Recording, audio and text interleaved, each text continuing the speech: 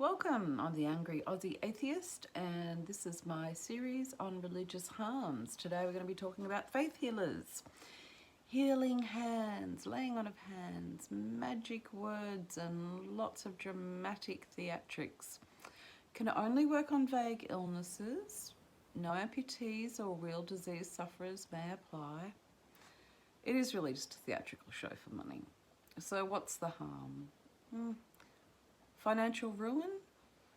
They don't always charge up front, but of course donations are welcome. Pressures to give donations, entrance fees, travel to get there. Sometimes people will follow these healers on circuits and spend huge amounts of money on travel and accommodation just to try and get the opportunity to be healed.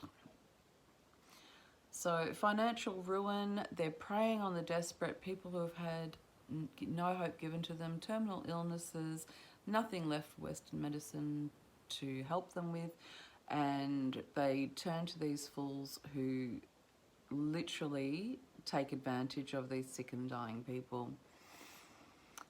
But yet again, with all of these things, kids are normally the targets. Faith healing in some realms mean that there's absolutely no option of being given any attendance by recognised medical care. So kids can be permanently disfigured, disabled, and even allowed to die.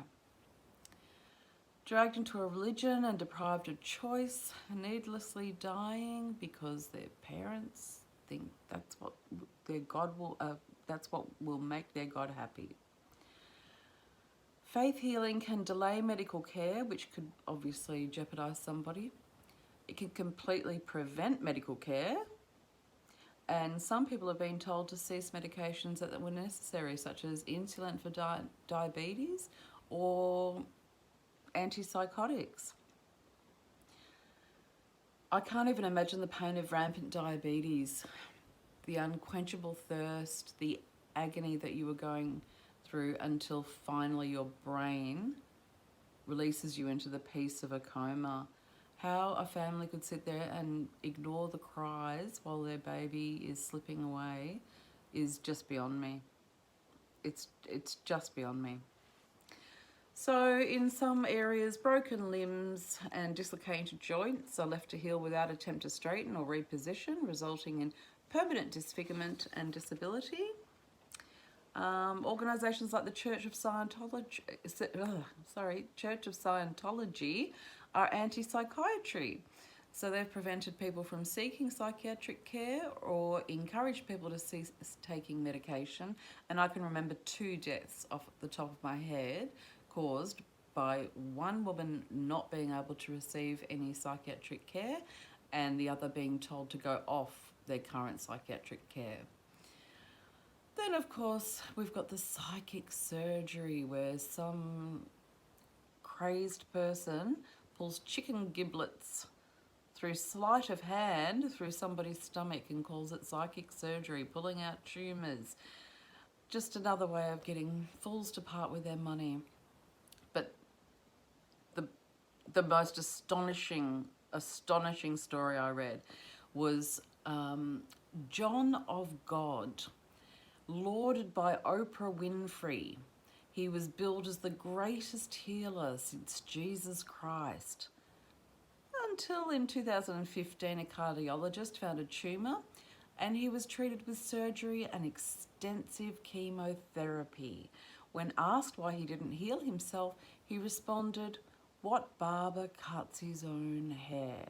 Well, I'm sorry, but if you don't use your own product, it ain't a product worth using.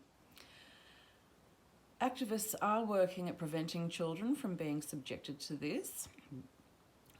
Unlikely in Australia we will ever know the true stats. It's only recorded as medical negligence, not faith healing or anything that would indicate that it was related to some sort of religious beliefs. And belief in this nonsense has opened up the doors to other types of faith healing, things that you don't normally recognise. Things like organic food cures, diet cures, Reiki, crystals, salt lamps, cosmetics, power of positive thinking, magnets. all sorts of nonsense. Actually, shout out to Linda Martin. She runs a Facebook group called The Silent Cries, The Face of Religious Abuse, Idaho. Idaho lead the entire US in faith healing deaths. So much for the sanctity of life.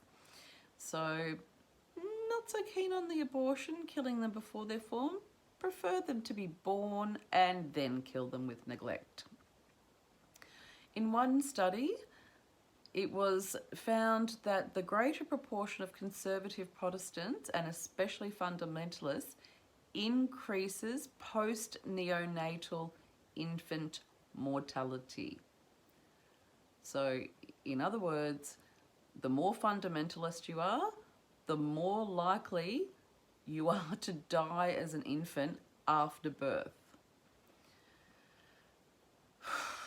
We can't allow children under 18 to be forced to comply with religions that they did not choose. Atheists, get organised.